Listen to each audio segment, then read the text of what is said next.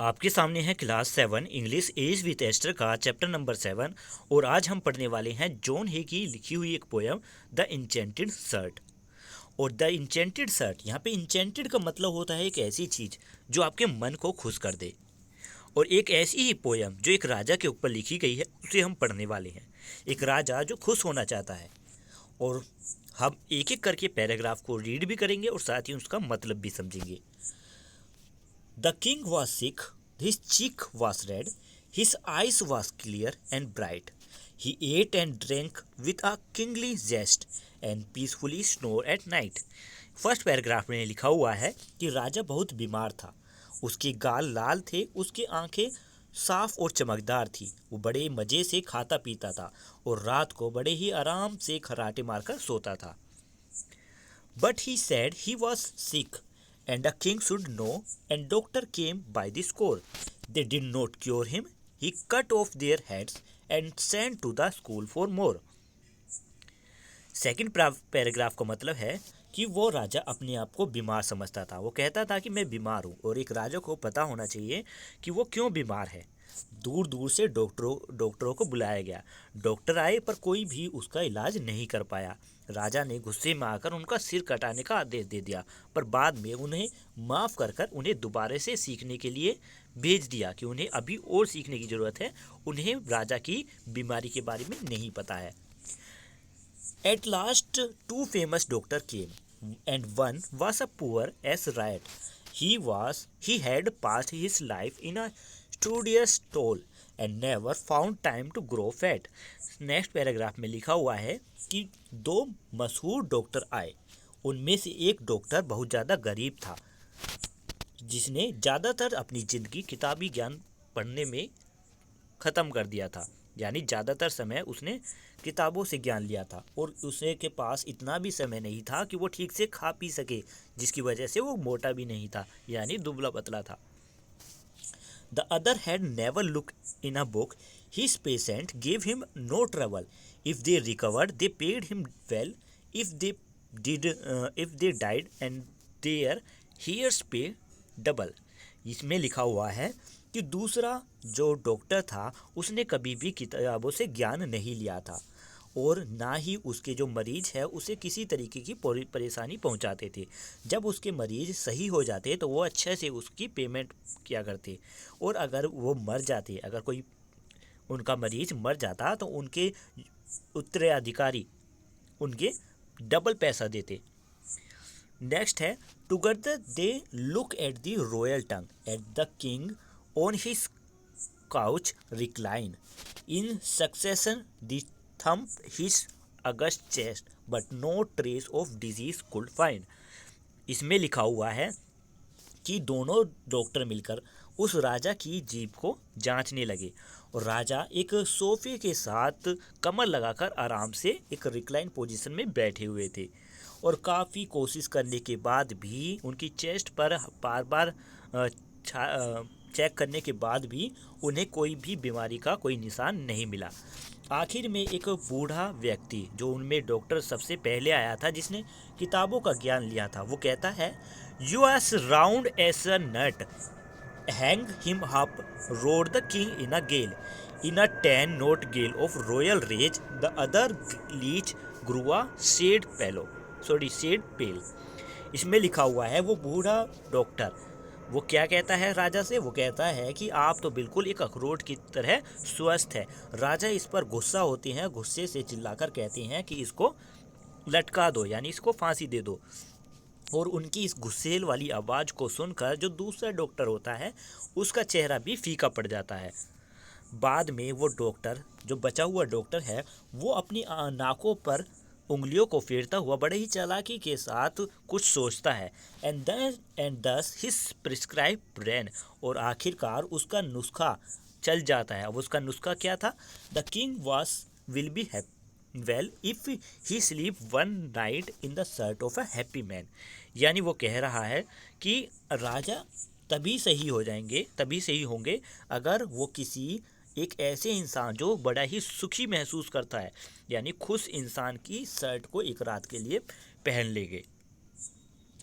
Wider o the real the couriers rode and the fast their horse ran, यानी दूर दूर तक राजा के वो दूत और घोड़ों की सवारी कर कर उस इंसान को ढूंढने के लिए गए। And many they saw and to many they spoke but they found no happy man, बहुत लोगों को उन्होंने देखा, बहुत लोगों से वो मिले, पर कोई भी एक ऐसा इंसान उन्हें नहीं मिला जो बड़ा ही सुखी महसूस करता हो, यानी वो बहुत ही खुश हो। They found poor man who would fain be rich, and rich who thought they were poor, and the man who twisted their waist in the stage, and women they sought war। यहाँ पर लिखा हुआ है कि उन्हें गरीब लोग भी मिले, गरीब लोग जो सोचते थे कि उन्हें अमीर होना चाहिए, और फिर अमीर लोगों से मिले जिनको लगता है कि वो अभी तक गरीब है। उन्होंने लोगों की पोशाकें भी देखी कि लोगों में जो आदमी थे उन्होंने अपनी कमर से कुछ बांधा हुआ था सपोर्ट के लिए, और वुमेन्स ने शॉर्ट टोस को पहना हुआ था। ये क्या है मीनिंग, इसका मीनिंग हम देख लेते हैं। स्टॉकिंग्स पहने हुए थे। ये इनकी ड्रेसिंग्स के बारे में बताया। अब नेक्स्ट पैराग्राफ पे आते हैं। They saw two man by the road side seat and both bemoaned their lot, for one had buried his wife, he said, and the other one had not। इसमें लिखा हुआ है कि उन्हें दो लोग एक सड़क किनारे मिले जो आपस में किसी चीज़ के बारे में कंप्लेन कर रहे थे। एक ने अपनी वाइफ को दफना दिया था, यानी उसकी वाइफ अब मर चुकी थी, और दूसरे ने की वाइफ थी ही नहीं, यानी दोनों ही एक तरीके से दुखी थे। At last they came to a village gate. A beggar lay whistling there. He whistled, sang, laughed and rolled on the grass in the soft June air। आखिरकार वो एक गांव में पहुंचे जहां पर एक भिखारी सीटी बजा रहा था, गाने गा रहा था, हंस रहा था और लोटपोट हो रहा था उस घास पर जो ठंडी हवाओं में लहरा रही थी। नेक्स्ट में the very courier paused and looked at the camp and bleak and gay, and one of them said, "Heaven you save you, friend, you seems to be happy today।" यहाँ पे लिखा हुआ है कि जो राजा के दूत थे वो थकने के बाद थोड़े से रुके, उन्होंने उस इंसान को देखा। वो इंसान, वो नटखट इंसान जो बेपरवाह था, जिसे किसी चीज़ की परवाह नहीं थी और बड़ा ही खुश लग रहा था।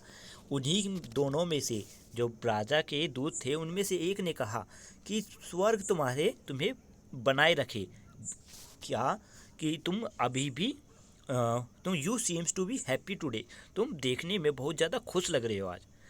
तो वो इंसान, वो भिखारी हंसते हुए कहता है, ओ यस फियर सर, यानी आपने बिल्कुल सही कहा। और इसकी आवाज़, इस भिखारी की आवाज़ बिल्कुल आज़ाद और खुशनुमा लग रही थी। और वो भिखारी फिर कहता है कि एक बेकार इंसान के पास बहुत कुछ है करने के लिए, पर एक बेकार इंसान के पास समय नहीं है दुखी होने के लिए।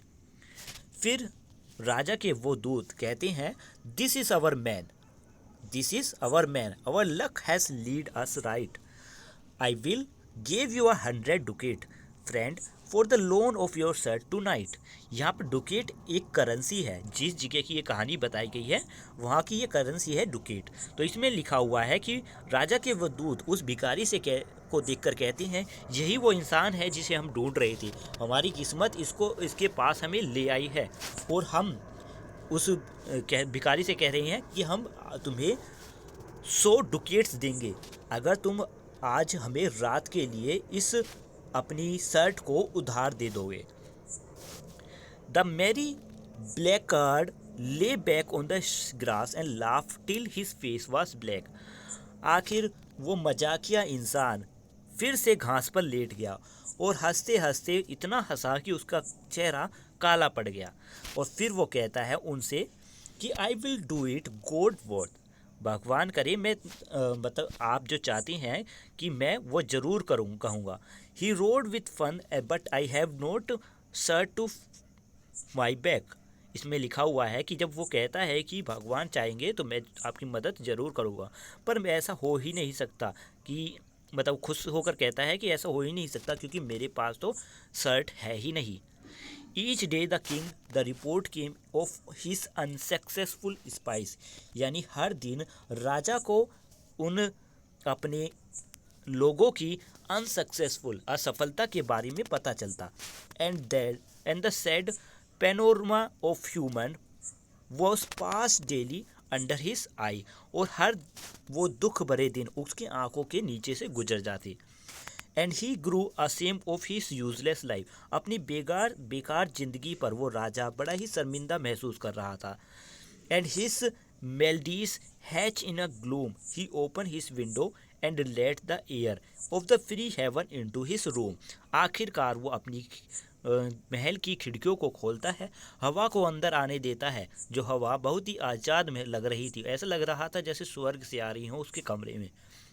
And out he went in the world and toll in his own appointed way, एक राजा की तरह, एक अच्छे राजा की तरह वो पूरे संसार में घूमा, लोगों से मिला, उनसे बातें की, और आखिरकार लोगों ने उसे क्या किया, ब्लेस किया, ठीक है, आशीर्वाद दिया, उसकी प्रशंसा की, जिससे उनके जो लैंड के सभी लोग हैं वो खुश हो गए। And the king was well and gay, आखिरकार किंग भी सही हो गए और खुश हो गए। यानी इस पोएम से हमें ये सीख मिलती है कि जो हमें मिला है, जो चीज़ हमारे पास है, हमें उसी में संतुष्ट होना चाहिए, हमें दूसरी चीज़ों पर अपनी खुशी नहीं ढूंढनी चाहिए, जो चीज़ हमारे पास है उसी में ही खुश रहना चाहिए, क्योंकि खुशी तो हमारी एक मन की एक स्थिति है। वीडियो अच्छी लगी है तो लाइक ज़रूर करना। Thank you, have a nice day, bye.